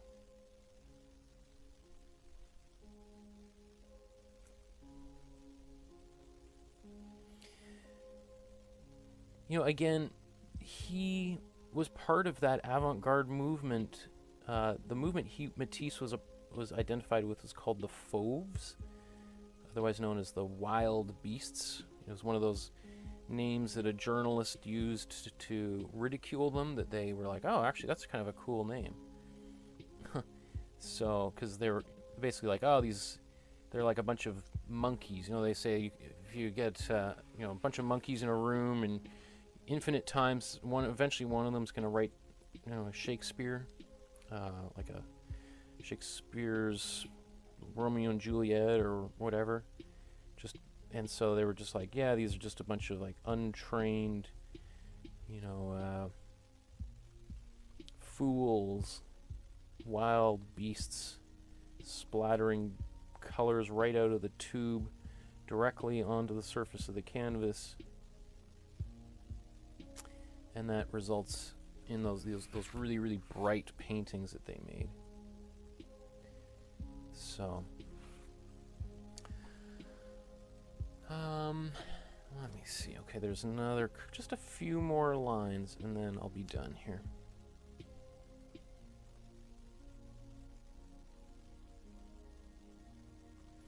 How's everybody else doing there? I wonder how close everybody else is to finishing their paintings. Oh yeah, I forgot. I've got some eyes on the fish to do. So again, if I'm going to rest my hand on here, I want to be kind of sure that the painting is as dry as possible. The other thing, I mean, this painting is actually quite a large painting. You know, it's I don't know, it's probably something like the size of a dishwasher or an oven. You know, if you look at the from the front, you know, it's probably 3 feet high. You know, so whereas the painting we're making is, you know, like a sixth of the size.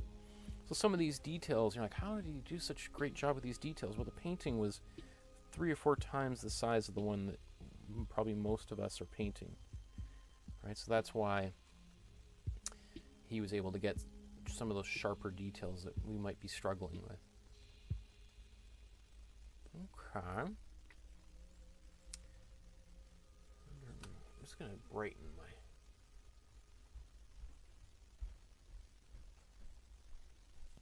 Just a little bit dark.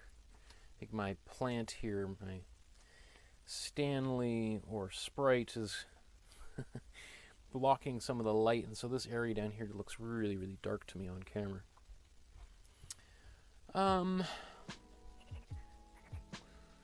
You know, I could work on this over and over and over endlessly until it just dies on me. So I might call it a day here. You know, I can add more things to it and keep kind of altering it, but at some point I might end up kind of killing this painting. So I think this area here is sort of driving me a little bit nuts. I think I'm just gonna, there's some kind of a grayish quality there, so mix up a quick gray with just a little bit of black and white. And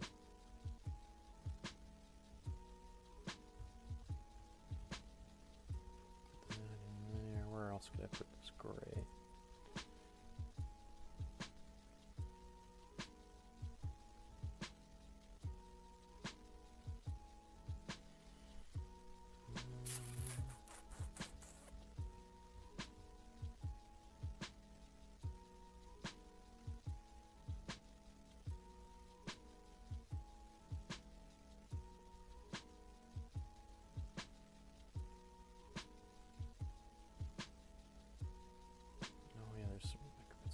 spray up here.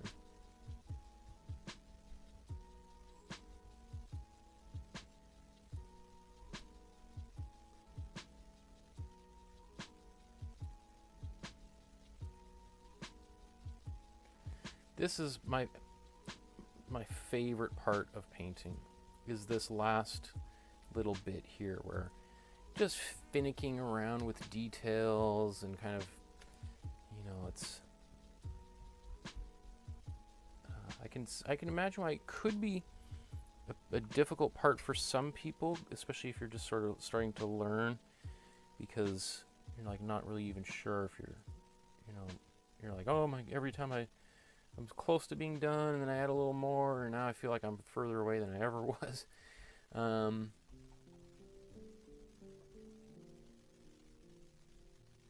But this is, you know, that's why I try to get to this part of the painting process as quickly as possible, by not really being too concerned about the initial stages of painting, because I want to be able to get here as quickly as possible. I think I'm going to finicky around in the water for a second.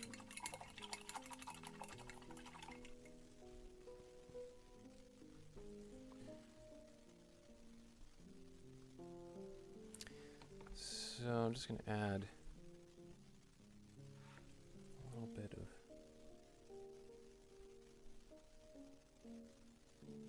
white. So this is just cool white, or cool yellow with a little bit of white in there. Just adding a little on the surface of the top of the water here. And then maybe a little bit in here. So that cool, that white in my yellow instantly kind of brightens it up, and it covers up the layers below very nicely. So rather than, because otherwise I would have to actually take a little bit of a while to build up 3 or 4 layers of just that color on its own to kind of get to this point, because that yellow is quite transparent.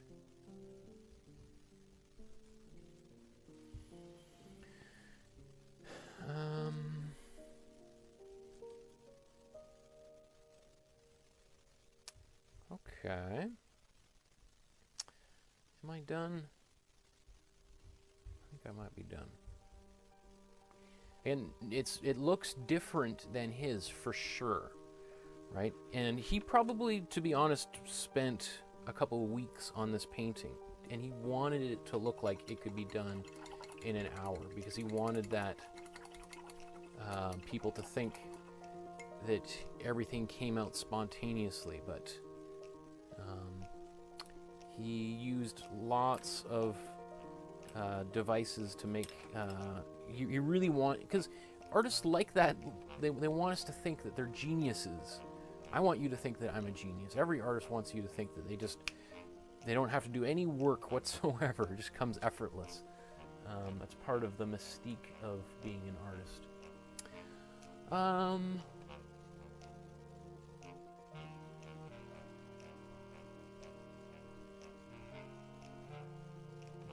Kit Kat says, I hear the music playing, but I'm hearing louder is the beat tap. Tap, beat, tap, tap. It's annoying as in previous shows. Sarah says, I lost the shape of the top of the vase somewhere along the way, so it looks a bit strange.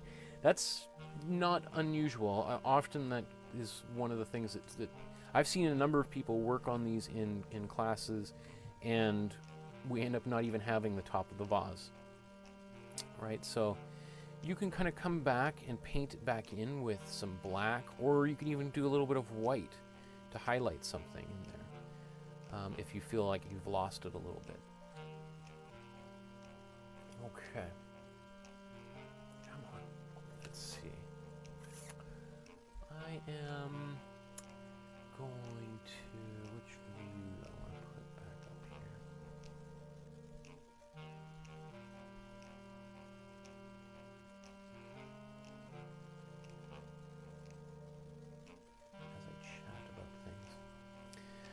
So I think I am going to call things, bring things to an end, or to an order, or however the expression in Robert's rules would be when it comes to if we were to apply them to painting.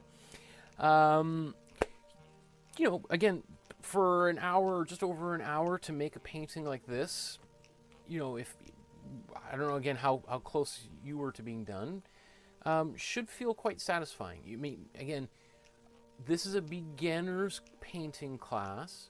We're all just learning how to paint, so our expectations for ourselves should be low, right?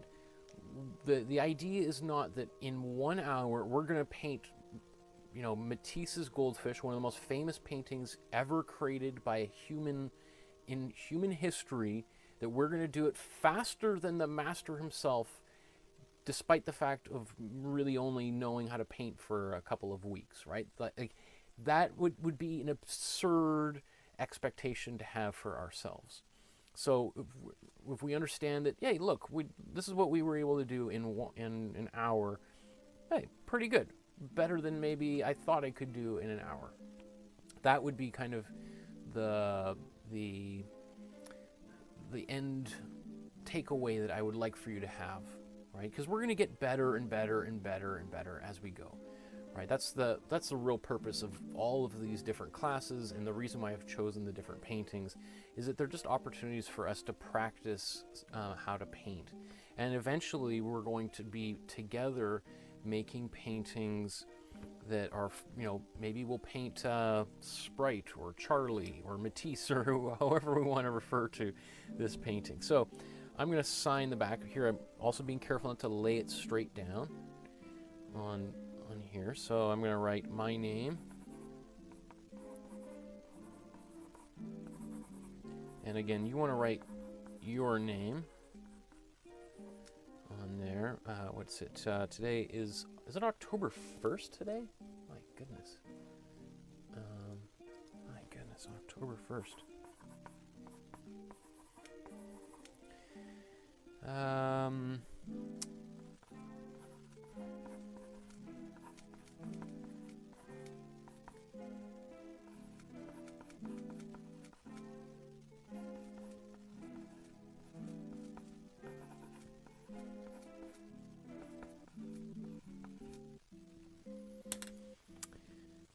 And there we are.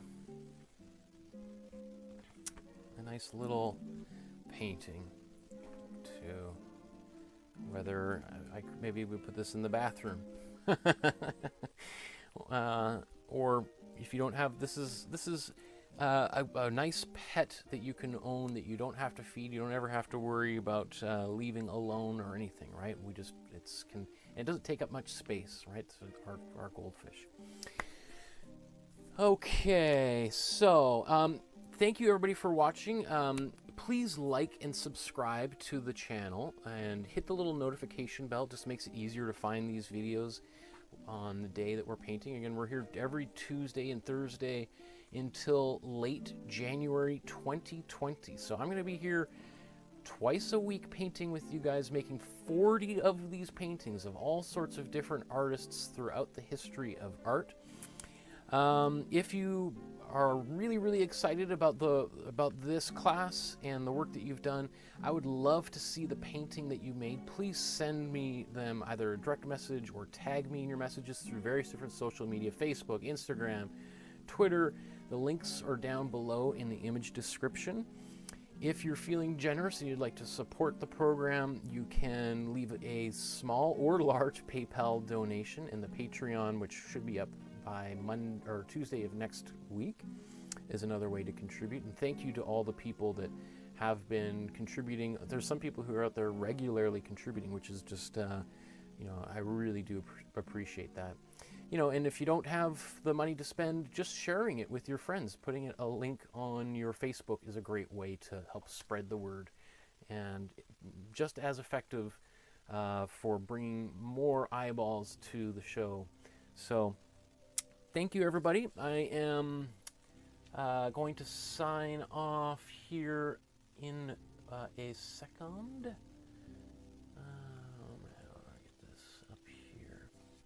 You can continue to watch the show, and to, if you pause and just paint along to any of the images that I've made so far, or this image, or go back to the previous. And this Matisse painting is quite easy to find online. Anyway, everybody, I'm gonna go have some dinner. I'm losing my mind a little bit. Okay, we'll talk to you next week. Have a wonderful painting session, and we'll see you soon. Bye bye.